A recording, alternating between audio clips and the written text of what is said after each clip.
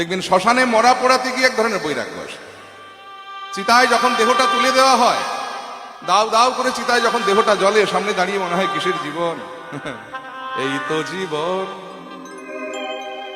হিংসা বিবাদ লোভ হোক বিদ্বেষ, চিতাতেই সব শেষ, হায় চিতাতেই সব শেষ, এই তো জীবন।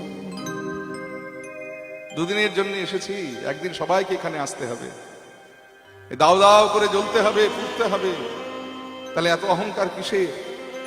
কেন এই মিথ্যা অহংকার? এই যে শ্মশানে দাঁড়িয়ে দেখবেন এই চিন্তাটা আসে, কিন্তু এটা কতক্ষণ থাকে জানেন? যতক্ষণ শ্মশানে থাকা হয়। যেই শ্মশান থেকে বেরিয়ে যাবেন তখন দেখবেন আর কিছু মনে পড়ছে না, আবার হোয়াটসঅ্যাপ করছেন, ল্যাপটপ ঘাটছেন, মোবাইল ঘাটছেন, ফেসবুক করছেন, সব ভুল হয়ে যাবে। তাহলে এটার নাম হলো শ্মশান বৈরাগ্য।